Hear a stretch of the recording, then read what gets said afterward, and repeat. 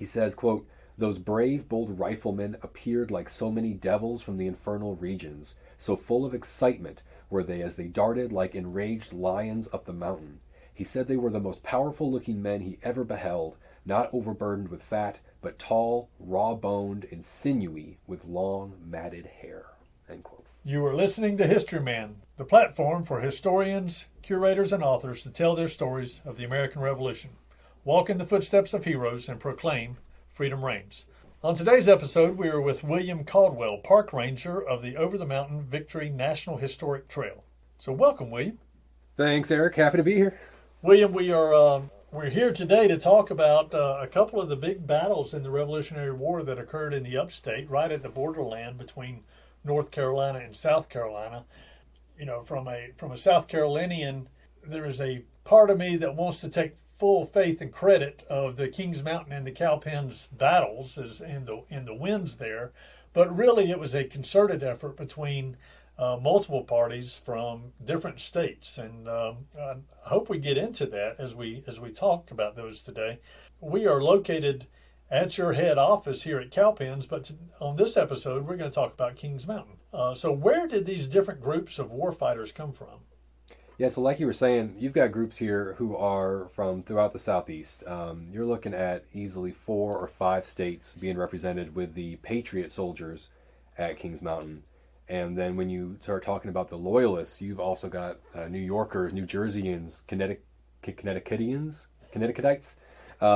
But like you said, they do happen in South Carolina. So even though you got a big, broad spread, it still happened here, so we can still be very proud and own these 2 sites. But for the Patriots, you're looking at guys from what's now considered East Tennessee. At the time, this would have been just the far western counties of North Carolina. But you've got guys from the borderland there in the mountains up in the Blue Ridge of North Carolina, men from along the Yadkin Valley River, what's today Elkin, Wilkesboro, and Lenoir. You've got guys from the southwestern part of Virginia, Abingdon area, going up around Damascus. You've also got a small group of Georgians who actually are kind of detached from their previous mission and sent by Colonel Elijah Clark to come take part and join in with this, as well as a bunch of South Carolinians, James Williams, Edward Lacey, William Hill, a lot of big names and personalities. So what year did this actually happen? What were some of the preempting events leading up to this battle? Yeah, so the Battle of Kings Mountain is October 7th, 1780. 3 o'clock p.m. is when that first shot is recorded. And some of the preemptive events, the British are winning the war. That is what sets the whole scene for this. You are looking at 1780 being this year of crushing British victories everywhere. You are looking at the capture of Charleston, South Carolina, the single biggest British victory of the war, the capture of that city, that coast city, as well as the Southern Continental Army being captured there in May, the replacement Continental Army under Gates sent south and just atomized, demolished at Camden in August. You're looking at victories over Thomas Sumter's men at Fishing Creek. You are looking at the betrayal of Benedict Arnold happening up at West Point in New York. That's happening this same time of year. You are looking at General Washington's army is up north, getting ready for another winter in Morristown, not strong enough to take on the British in New York City. Things are all coming up wins for the British Army in that summer and fall of 1780. I've been reading some of Lyman Draper's manuscripts, and he came through the backcountry years after the war, and he talked to some of the people there and some of the families that have participated in the actual battle at Kings Mountain and other battles in the Southern campaigns. He described in some of his manuscripts some of the recollections that people had of the Over the Mountain men. What do you know about how they looked or how they carried themselves that maybe seemed to put them apart from other people, I guess? Yes, so as far as the Over Mountain men go, you have a couple different big myths out there that kind of paint a picture in your mind. You're hearing about these people who are over the mountain. At the time of the Revolution, 1775 and 76, those are illegal settlements. They are squatters. So you get this idea of, they've just gone out in the woods with no one supporting them, and they've gotten their own communities started. So you're thinking rough, you're thinking frontier, you're thinking creating everything by themselves. But they're building something. They're building a community. They're building what's going to be a state. So we do have a lot of accounts of these guys prior to the war taking wagon loads of goods and starting stores and trading posts. So it's not so much as you think just living in the woods, roughing it. They have a lot of those experiences, but they are building communities. So you have these charismatic political figures who are conducting themselves as charismatic political figures. They're containing the trappings of their status as well. But that lifestyle in general is going to make guys stronger, rougher, and tougher. And then especially looking at the month or so leading up to the Battle of Kings Mountain, the descriptions of these guys on the 2 weeks of their journey to the battle, they are at a few points starving to death. One guy says that they all came near starving to death by the end of the campaign. There's one description here that we have from it was actually a loyalist militiaman at the battle. He sees these guys pass him. He's wounded during the battle. He is kind of fallen in kind of the no man's land between the lines. He sees these over mountain men rush past him. And I've got the quote here. He says, quote, "Those brave, bold riflemen appeared like so many devils from the infernal regions. So full of excitement were they as they darted like enraged lions up the mountain. He said they were the most powerful-looking men he ever beheld, not overburdened with fat, but tall, raw-boned, and sinewy, with long, matted hair." End quote. That is pretty descriptive of him to say that. What are the nationality backgrounds of these guys? So you're looking at a pretty good blend. You're looking at a lot of them are Scot-Irish. That's going to be one of your largest single ethnic groups among your backcountry settlers, and this is that river of folk who are coming down from Philadelphia and Pennsylvania down through the Shenandoah Valley. Some of them are coming down the Great Wagon Road through kind of Salisbury into the Carolinas, but another huge kind of branch of that river is going straight all the way down the valley towards what's now kind of Bristol, Tennessee, and they're going into the Over Mountain region. So you have a lot of Scot-Irish. A few of your big leaders are going to be described as Welsh, English. One of the big names, John Sevier, one of their big leaders, is actually a French Huguenot background. You also have a good amount of Germans. Anyone who is looking to get a chance and build something either as an immigrant or as the children of immigrants. They're going where their best opportunity is. So that's usually going to be the very far frontier, and in this case with the Over Mountain people, beyond that boundary line and starting something there. When you say the boundary line, are you talking about the proclamation line? So the proclamation line is where you started, 1763, that line along the ridge of the Appalachian Mountains. Parliament and King George saying no white settlement across this line, west of this line. But you have seen that line being pushed in the next couple of years. You're looking at Treaty of Hard Labor, Treaty of Lochaber, Treaty of Fort Stanwix. So it is creeping closer. But yes, where these people are in what's now really kind of East Tennessee is still beyond the legal settlement line. How did they deal with that? My understanding is maybe they leased the land from the Cherokee. So how did the settlers deal with it? The British government draws that line because they are trying to stop the fighting. They're trying to stop the native white conflicts over land ownership. Right. That is the number one biggest expense to the British government in North America, is paying for garrisons and troops to help keep the peace and stop these Indian wars. So they figure the best way to keep them from fighting is just keep them in their corners, draw a line. But what's happening is you have all this experience, these people who have seen these next succeeding treaties happen after 1763, and that's on a national parliament level scale. Prior to that, they've seen individual states, colonies, do this, where they would say, here's the line, you can't go past that line, and then a few years later the line gets moved. So they've learned from experience. This very dangerous precedent has been set that if you just go somewhere illegally and just wait it out for a few years, that line is going to get moved and you're going to be made a legal settler. So until that line gets moved, until they can get that legal claim, they're doing whatever they can to just buy time.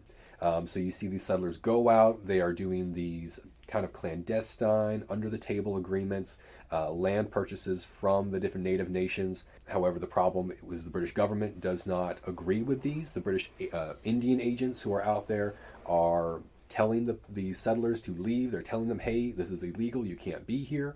They are warning the Cherokee delegates to these meetings, hey, you do not sign this, do not sell this, because this is not illegal sale. And in a few cases, You have men like Henry Stewart and Alexander Cameron, the deputy superintendents. They are out there in the Cherokee Nation actually warning the settlers. They're like, hey, the Cherokee are very angry that you're here. They want you gone. They want to attack. We're able to buy you some time. There's one famous letter where they write to the Wataugans, the Overmountain settlers in East Tennessee, and they say, you've got 20 days. We've been able to buy you 20 days. Pick up, get out. We will give you land grants in West Florida. The climate is better. The soil is better. Come on down, resettle in West Florida, but please get out now. And they're always met with the same response of, well, we have crops in the ground. We got to get those crops in first. Say, okay, you can get your crops in, then you have to leave.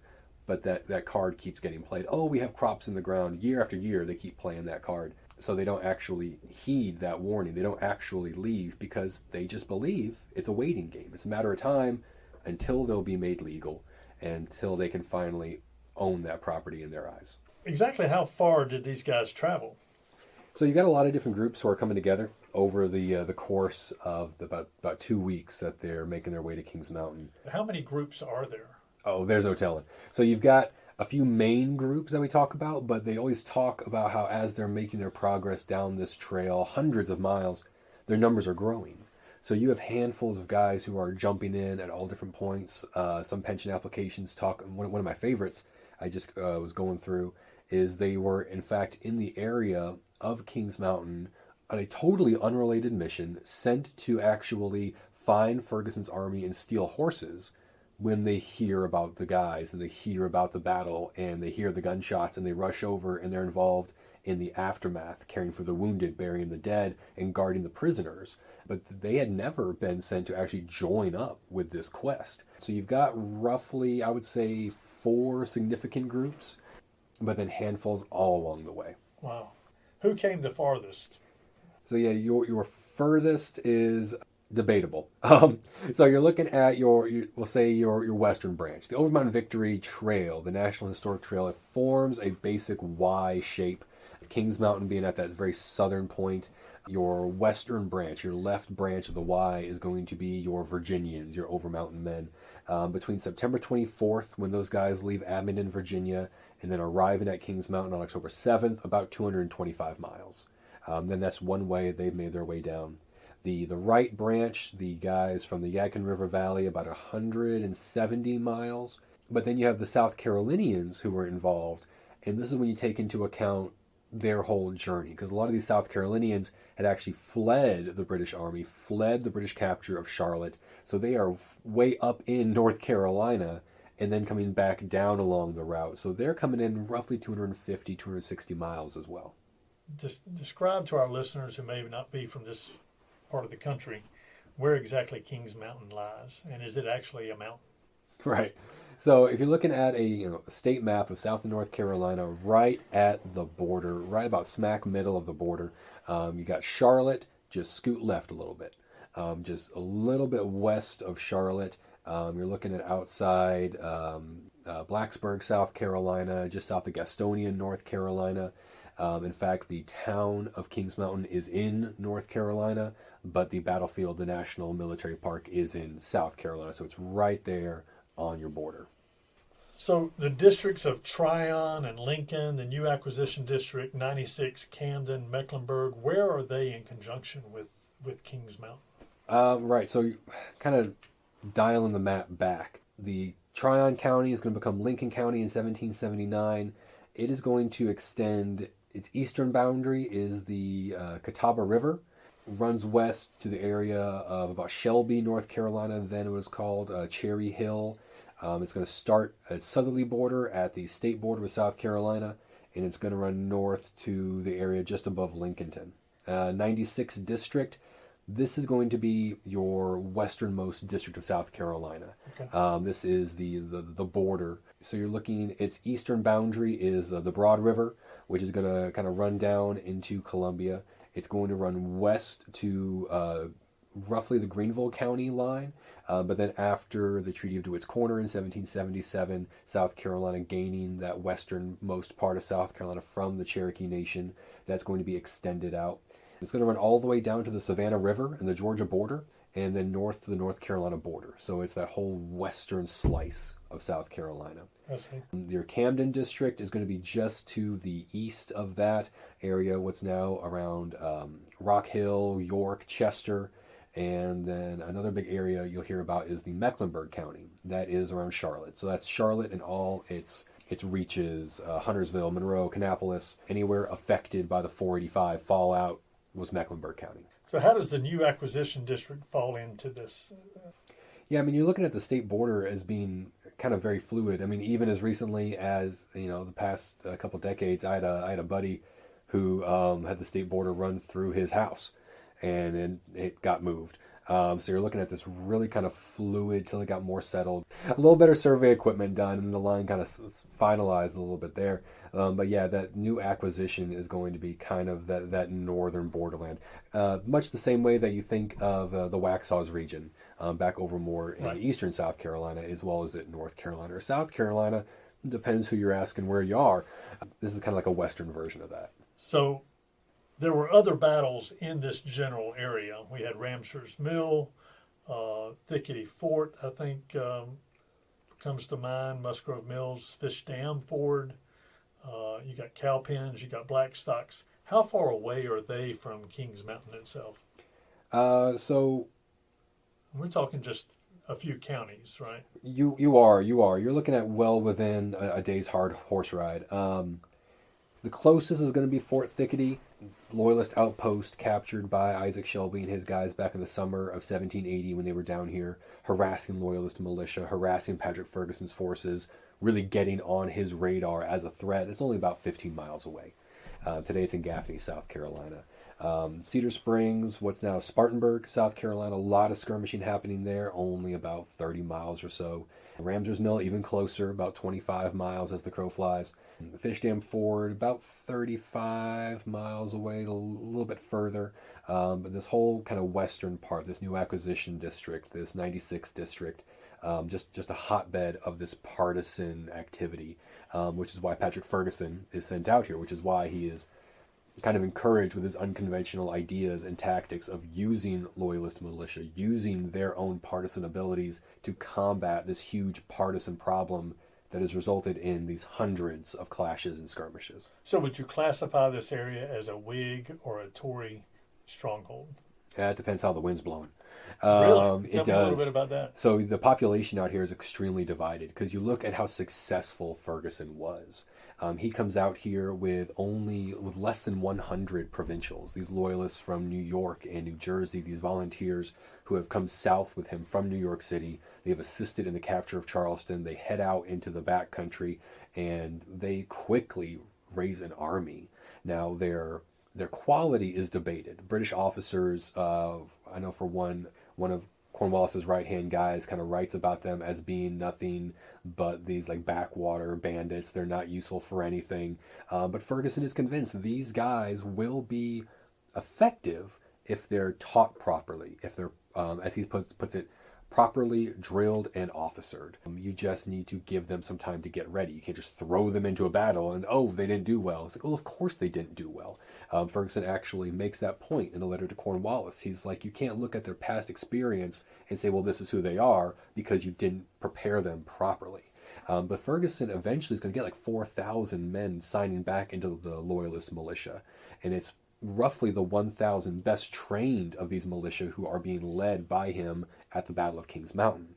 But you see his report there in 1780, the numbers that he's gathering, an earlier report by actually Thomas Brown when he is a loyalist partisan leader down in Florida.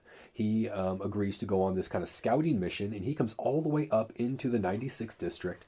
And on April 12, 1778, he reports back that there are 2,500 loyalists between the Broad River and the Saluda River. There's 1,000 more on the South Fork, he calls it. And he says there are a considerable party of loyalists at the Congaree, what's now Columbia, and again, 2,800 more on the western border of North Carolina. So thousands and thousands of loyalists out here. And that's what he reports back to the British government. That is one of the big supporting pillars for why the British government and the British Army adopt this southern strategy of using the southern loyalists to help support their push north. because of reports like this, because of the initial numbers seen by Ferguson. But then you see British defeats. You see those supporting legs of that table start to get kicked out every time there is a patriot partisan victory, every time the loyalists are checked, if not in numbers, then in spirit. So what were some of those battles where they were checked? Oh, you're looking Because at... we had just talked earlier about Camden being, I think your word was, atomized. Yes. So what were some of the battles where the loyalists were ultimately checked? Ramser's Mill is a huge one there. Okay. And a lot of these you can point back to when they had attempted, they were so excited. These men have been living under, we'll call it a patriot tyranny, a patriot oppression for years. And they're so excited to finally get the chance to take back their homes, to fight for their government, their king, follow their conscience. But Lord Cornwallis keeps writing to them. His orders are to wait, to prepare, to train, to gather food, to gather materials, but don't form yet because we're not there to support you. But then you have them sometimes jump the gun. So, for example, you have when all the North Carolina loyalists try to go down and join the British in Georgia, and they're trying to sneak past South Carolina. They get pursued. Andrew Pickens gets them at the Battle of Kettle Creek. So that's going to be a huge blow there. Then you have Ramser's Mill. You have, well, even going back further to Moore's Creek in 1776. You have all these few times when the loyalists get too excited, they jump the gun, and they are not supported. They're not trained yet. They're not armed yet in some cases. And that just is going to really knock their spirit back down. So the most recent looking at this campaign is going to be Musgrove's Mill. That's going to be a pretty big one there. Patriot victory down on the Spartanburg-Lawrence County border area near Clinton, South Carolina. So Ramser's Mill, Musgrove Mill, the capture of Fort Thickety by Isaac Shelby is not only a demoralizing blow to the local loyalists who see this outpost surrendered without a shot, but it's a huge mark against the loyalists in the eyes of Lord Cornwallis and the other British officers, saying, well, this is why we can't use these guys, because they'll get scared easily. So those are going to be some of your big ones there.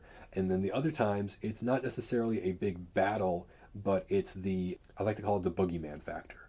It's these patriots know the loyalists. These are neighbors. These are communities torn apart. These are sometimes families on either side. So you have these moments when your patriot partisans can use terror tactics. They can attack quickly at night, using surprise, using brutality, and kind of plant that seed of doubt in local loyalist minds. One of these events happens right in the lead up to the Kings Mountain. You have a story where some of Benjamin Cleveland's patriots up in Wilkes County and Burke County, North Carolina, they go to a tavern and they start drinking with some guys, find out that the guys are loyalists, and they just keep hanging out and drinking. And at the end of the night, Ben Cleveland's guys jump up, identify themselves, pull sabers, and hack these guys to pieces. So you have this report actually gets passed along to Patrick Ferguson, who famously refers to this in his proclamation from October 2nd at Denard's Ford, when he's calling the loyalist militia to arms, saying, quick, hurry, get to my camp, get ready, here they come. He mentions this attack. He says there are, Cleveland is at their head among some others. He's like, so you know what you have to depend upon. You know what you have to expect. You know the kind of things these guys will do. So this is why you need to come and help defend against them. So you have a few big battles, a few skirmishes, but then this kind of just sense of, if I step up and support my king, my name's going on a list. I'm going to get visited sometime in the night. As we wrap up this episode, tell me a little bit about what you want people to take from their visit to Kings Mountain. Oh, the biggest thing that you can grasp is the Civil War nature of the American Revolution. It's so terribly too often that we get this Schoolhouse Rock version of it's the American people rising up together against the British king, against his soldiers from across the ocean.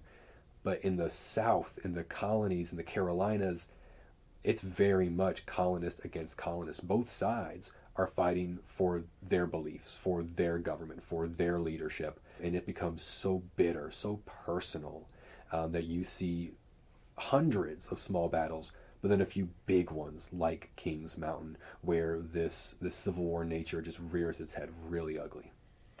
So what kind of annual events do y'all have that people would maybe be interested in coming out to?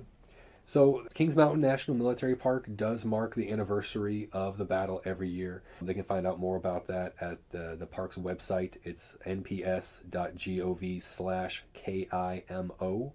That's that park's alpha code, KIMO. But then also you can look for the Over Mountain Victory Trails, same nps.gov/OVVI.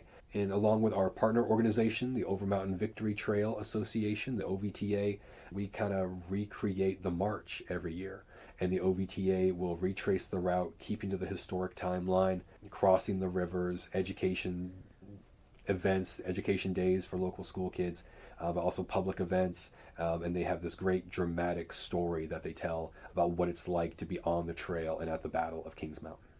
Where would they find those events where they would go back along the trail, the over the mountain trail?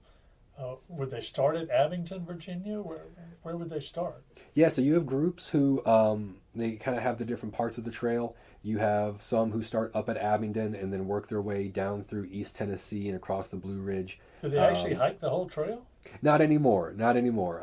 Sometimes there's small hikes that are led along pieces of the trail, but mostly it's in pickup trucks and campers now, just going to these different campsites and doing educational programs there. But that's all posted to the OVTA's website, just ovta.org. And there's a schedule that they post every year when we're getting near that late September into early October, the anniversary of the march. Thank you, Wade.